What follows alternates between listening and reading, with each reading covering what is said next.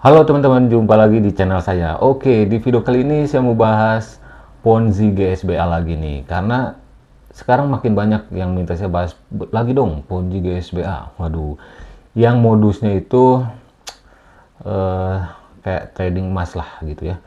Emas dan silver gitu, gold and silver, emas dan perak gitu. GSBA itu mereka bilang singkatan dari Gold and Silver Broker Australia. Waduh. Dan sialnya GSBA ini banyak mengendorse ya.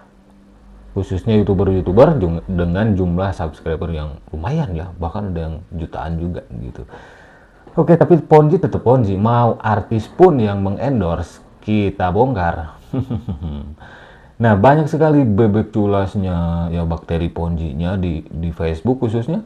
Saya sudah tandai satu bebek culas GSBA yang kekeh. Bilang, ngeyel. Bilang GSBA ini legal. Di Indonesia khususnya. Waduh, nggak tahu tuh. Dia itu ngelihat legalitasnya dari apa? Dari sedotan kah atau dari apa? Oke, langsung saja ini teman-teman ya. Ada beberapa kiriman ya. Bang, ini orang nih bakteri Ponzi GSBA. Oke, kita bahas di sini ya. Nah, di sini ya di grup GSBA. Ini nggak gabung, grupnya publik jadi bisa dilihat oleh siapapun. Nah, di sini. Guys, apa alasan kalian tidak suka dengan GSBA? Bukannya kita cari profit yang pasti-pasti. Seperti di GSBA, kan GSBA legal. Nah, ini dungu nih. Bebek culas yang dungu gitu ya. Alasannya kenapa ya? Alasannya karena Ponzi, bos. Aduh, bakteri Ponzi, ampun ya. Kekeh bilang legal gitu. Profit yang pasti-pasti. Kenapa nggak miara tuyul? Kalau lu percaya Ponzi, biasanya percaya tuyul tuh. Lanjut di sini. Yang menggunakan referral, yang merasa dirugikan hubungi ya nanti. Kalau sudah scam pasti banyak yang dirugikan sama GSBA ini. Ponzi kan kayak gitu, di awal-awal memang terbukti membayar. Siapa yang diuntungkan? Ya bakteri-bakteri Ponzi seperti bakteri Ponzi ini. Terus lagi nungguin GSBA scam ya awas, yang belain GSBA bakal digunjing orang. Bukan digunjing, diingetin bahwa itu Ponzi gitu ya. Becul yang dungu. Kan GSBA legal bos. Waduh, legalnya di mana gitu. Itu bisa jadi salah satu bukti promosi loh. Yang kayak gini tuh kalian simpan bukti promosi, apalagi dia sebut di Indonesia legal gitu kan. Itu bisa jadi bukti kedepannya kan. Money game skemapun itu bakal kayak judi. Maksudnya gimana, bakal kayak judi yang promosi money game itu bisa ditangkap juga lah, karena kan bisa merugikan di akhirnya gitu ya. Jadi nanti kedepannya leader-leader Ponzi, bakteri Ponzi nggak seenak jidatnya promosi Ponzi di Facebook, di medsos lainnya gitu, apalagi bilang legal, apalagi yang membela mati-matian Ponzi. Waduh, pasti itu keturunan nenek moyangnya Charles Ponzi. Nah, di sini ada pusat layanan. Waduh, nanti ini bakal jadi bahan roasting nih pusat layanan GSBA ini. Yang biasa ada kantornya.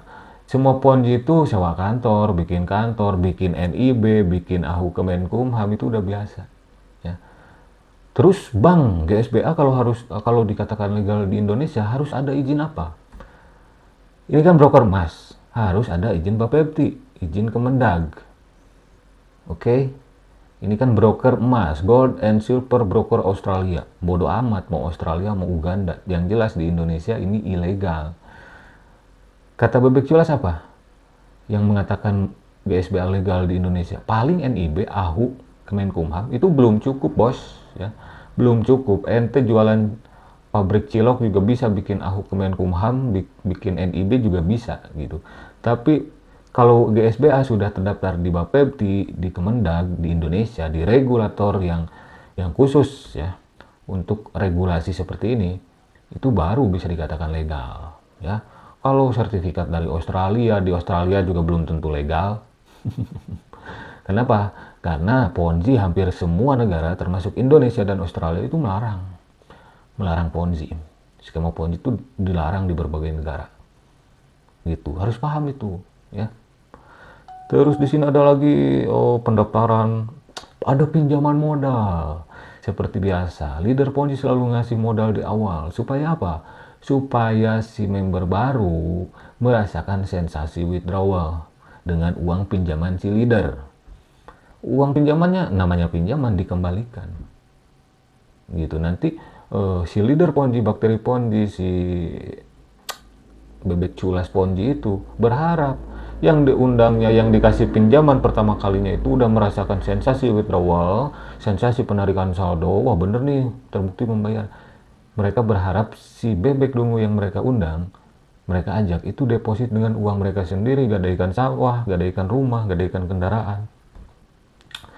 Dan seperti biasa ada telur-teloran. Bahkan di GSBA ini marketingnya cukup lucu.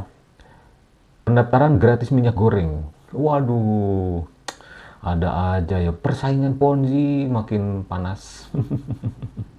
Tapi Ponzi tetap Ponzi, scam ujungnya. Karena niat Ponzi, ya, skema Ponzi niatnya untuk scam. Scam artinya penipuan, scammer artinya penipunya. Nah, scammer Ponzi GSBA dari awal itu niatnya mau nipu, mau scam, ya. Terus di sini masih lagi nih si bebek culas yang satu ini. Baru WD. Nah, yang kayak gini tuh disimpan bukti nanti. Siapa aja yang nanti jadi downline-nya dan merasa dirugikan, kalian bisa laporkan. Oke, bisa perdata, bisa pidana. Perdata minta ganti rugi kalau kalian nanti gabung di GSBA dan nanti kena tipu, kena scam. Minta ganti rugi. Gitu. Berupa uang lah. Kalian nggak mungkin nanti kena scam kalau nggak ada yang jerumusin. Gitu ya. Terus di sini sudah agen kota level 4. Wah, keren ya. Ya ini bebek culas yang dungu, ya. Pemain Ponzi yang dungu tuh kayak gini, ya. Kalau pemain Ponzi yang pro, mereka jarang muncul ke permukaan.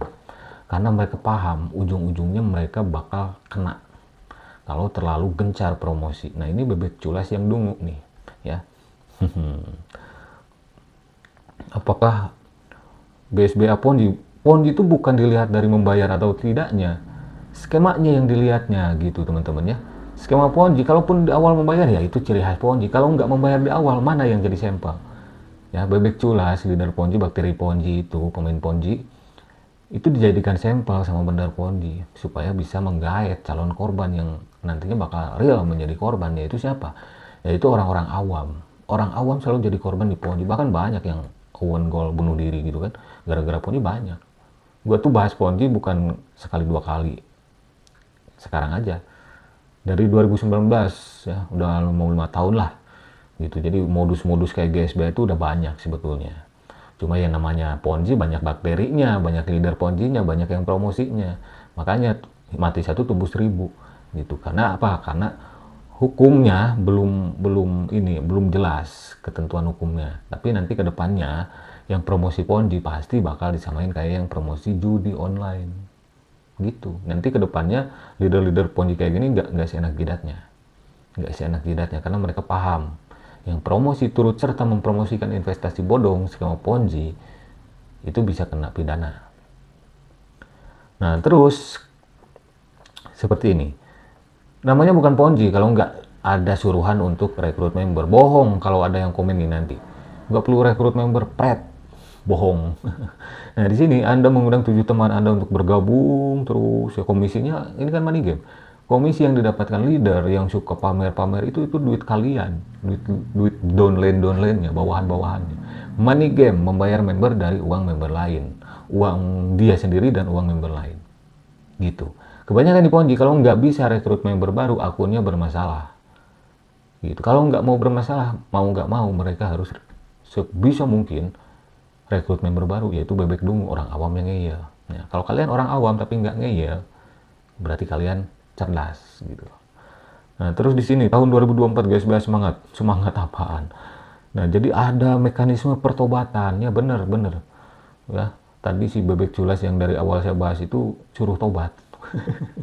Kirain apaan nih mekanisme pertobatan? Tapi tetap coba selama periode acara Anda hanya perlu mengundang 1 teman, tetap harus ada undangan teman, mau 1 mau berapa, tetap di Ponzi itu kalau ada event-event syarat utamanya undang teman gitu ya. Nah, acaranya ini 10 bulan 1 2024 sampai 16 Januari 2020. Apaan ini? Tuh kan? Ini typo nih. acara cinta, segala cinta baikdung. Periodenya tanggal 10 bulan 1 2024 hingga 16/1 bulan 1 2023. Gimana? Mundur. Baru kali ini gua ada acara dari 2004 hingga 2023 gitu kan, tolol tuh Bandar Ponjinya aja typo tuh. 7 hari. GSBA ini bentar lagi juga pasti bakal scam teman-teman ya. Ponji ya niatnya mau scam. Scam artinya penipuan. Jadi buat teman-teman yang lagi ditawarin Ponji GSBA, hati-hati nih ya. Hati-hati. Kalian nggak perlu percaya sama saya. Kalau kalian nggak percaya sama saya, silakan lihat-lihat video-video saya ya. Dari awal saya bikin konten bongkar-bongkar Ponji dari 2019 sampai sekarang 2024 ya. Kalau ada yang membuli saya itu udah biasa, karena bakteri Ponji, leader Ponji nggak mau mainannya disenggol. Kalau video-video saya nyampe ke orang-orang awam dan orang awam mengikuti saran saya untuk tidak gabung di Ponji contoh GSBA, mereka nggak bakal dapat member baru, mereka bakal kesusahan ya. Makanya mereka suka komen-komen ngibul ya. Jadi kalian yang nonton video saya jangan dulu ke komen, simak aja videonya sampai selesai gitu ya. Nanti komen-komen yang membela mati-matian Ponji GSBA itu hanyalah komen, nanti cuma jadi artefak doang. Nanti gua roasting, gua bahas tuh sama leader-leader Ponjinya, yang ada videonya nanti kita bahas ya, kita roasting sama-sama supaya korban-korban Ponji itu tahu, nah ini orang-orang yang muka-mukanya kayak gini nih gitu kan, yang kayak gini kayak gitu, kayak gimana lah gitu ya, bebek culas itu yang suka promosi Ponji itu gitu. Oke, mungkin itu saja informasi sekarang dari GSBA, karena banyak yang request, khususnya teman-teman yang DM ke Instagram saya, Bang bahas lagi GSBA, di tempatnya katanya lagi menjamur, lagi ada kantornya, buka kantor cabang apalah gitu ya. Mereka kekeh bilang legal, nah bilangin legal dasmu gitu. Oke, sampai jumpa lagi di video selanjutnya. Wassalamualaikum warahmatullahi wabarakatuh. Selalu saya ingatkan teman-teman, di balik korban investasi bodong itu ada orang atau kelompok yang menjadi pemelihara serta menjadi penikmatnya. Siapa? Yaitu para pemain Ponji, leader Ponji, bakteri Ponji. Siapa yang nantinya jadi korban? Yaitu kalian orang awam yang nggak paham ini Ponji dikibulin gitu ya, dan kalian menginvestasikan harta kekayaan kalian ke GSBA. Nah, di sanalah celakanya kalian kalau kalian ngeyel. Oke, bye bye.